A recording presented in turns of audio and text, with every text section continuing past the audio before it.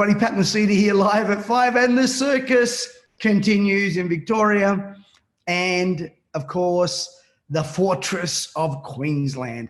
Anastasia has created a fortress here, and Stephen Miles, the bully, the big bully who goes out and bullies nurses, threatens them to tells them to keep their mouth shut. Now, what else do you expect from a guy who has a degree in unionism, basically a degree in socialism? I want to address the issue before I talk about the budget, by the way, and I'm not going to get into the budget. I think they're doing a fantastic job, but $1 trillion or more in debt. And I'm still wondering what Anastasia is going to be doing and Dr. Dan is going to be doing to create jobs. But let me address the issue of the Queensland Premier and her right-hand henchman. It's quite interesting that they constantly say we're all about saving lives, we're all about saving lives. And we all know that that isn't the case. How are you about saving lives? Just let me read you this. Let me just read you this. So you're telling me that you've lost your business, your mother or father died alone, your kids have post-traumatic stress disorder, your husband's on Centrelink or your wife, but you stand with them because they protected you from a virus that has a case of 99.8% survival. I mean, I think they treat us for fools. Now, watch what they have done just in the last few weeks. Because of the polling, they opened up the borders, of course, to South Australia and to other places. But of course, New South Wales, because they are a Liberal Party under Gladys Berejiklian, and they are still banned, even though there's been several weeks where there's been no community transmission. And of course, Anastasia sets the impossible task of 28 days and then the improbable task of 14 days. But watch what Anastasia does. You elect her, we may just get rewarded with the opening of the borders in New South Wales. And wait a minute, here's the other thing. All of a sudden today, jobs, jobs, jobs. She's promising jobs. Now, Deb Franklin to be out there promoting the jobs and got a great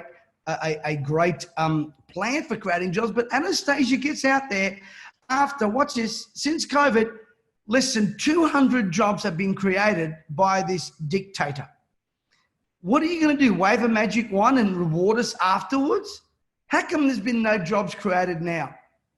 I think they treat the Australian population or the Queensland population as fools. Right now in this state, they are promising a lot and will probably delivering zero because of COVID. I'd imagine I'll use that excuse again. We must keep up the fortress of Queensland. Then, of course, you've got Dictator Dan there with the omnibus legislation he's trying to pass. Now, let me get this right. Right now, a policeman under state of emergency can go in and arrest you without a warrant, without even having to have a reason. Dictator Dan wants to give this same power to a bunch of, well, who knows what, according to reports, to a private citizens and also private security guards.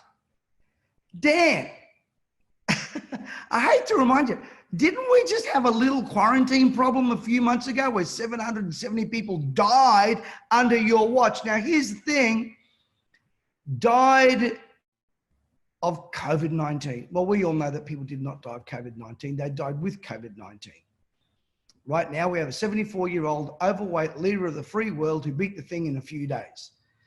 1, he was quarantined. 2, because of the medications. 3, he was probably did the right thing and didn't buy into the hoopla and fear of this dreaded disease that the left has used to their advantage. And funnily enough, I find that they're all singing from the same songbook, whether it's Biden over in America, Palaszczuk over here, or the other crazy man in Perth. I mean, they're all singing from the same songbook, Anastasia Dan, all the left. I don't know, maybe they went to the school of COVID excuses, who knows? But here's what I don't understand. Why some people in Queensland and Victoria still think that these people have saved your life. You've got to be kidding. Ask yourself, how many jobs did Anastasia, Stephen Miles, the arrogance of that man, how many jobs did they create? Less than 200. Now they're going to create thousands. We have a $1 trillion debt. What are they doing? to inject life into the economy and create jobs. Very little, I might add. They're promising us that just maybe the borders might be open, and they're promising us jobs. Between now and Election Day, Anastasia Palaszczuk, Dr. Death, and Stephen, I have a union degree, Miles, will do everything they can to keep Queensland not protected, but in debt. At the same time as that, Queensland has allowed the first satanic mass on Halloween night. And I find that not only deplorable, I find it very concerning that according to newspaper articles, and I want to read these to you so we get it right. According to newspaper articles, that was published up there in Noosa, Friday 30th October will mark the occasion of Halloween organiser, I won't even give you the name of the guy, and they will be organising a satanic mass. He was not affiliated with any other satanic group, but shared similar views with Satanic Australia, which does not worship or believe in the literal deity of Satan, but they're going to be continuing all their practices and rituals and celebration.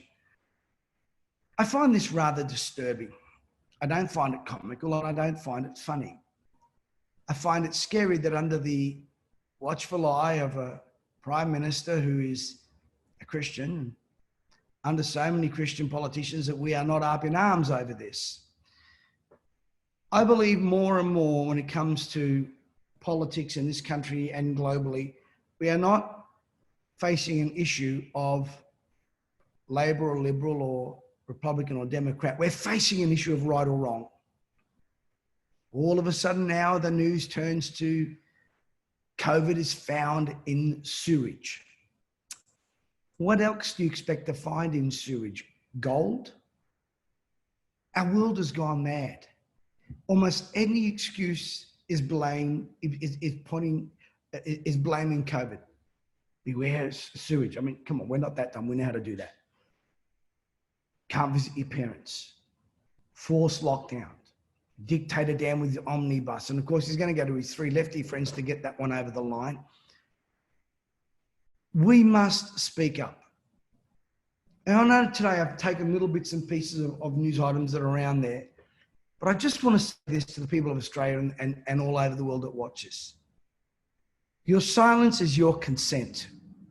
Your silence against what Dictator Dan is doing, the silence against Anastasia, your silence about the hypocrisy happening in the United States of America. I mean, there is the President of the United States of America, takes off his mask with no one around him, salutes the people, and they got a problem with that. But they didn't have a problem with the Democrats kneeling with the garb of African people and kneeling. They didn't have a problem with that. That was a photo op opportunity. They're angry at the photo op. They're angry at the photo op. I don't see them getting angry at the left. I have never in my life seen the vitriol attacked on one man, as in the President of the United States. And secondly, the media hoopla and the cover-ups that they're affording the socialist parties in this country and overseas. To me, it's no longer a case of Democrat, Republican, Labor, and Liberal. It's an issue of right and wrong. And my encouragement, when you see something that is wrong, please speak up. Stand up for your freedoms. This nonsense of COVID and sewers and this, we are bigger and smarter than all of this. And as Donald Trump said, don't be afraid of COVID. I'm not afraid of COVID. I'm afraid of the people pushing the COVID barrel for their political agenda. This is Pat Mesiti. You have a prosperous day.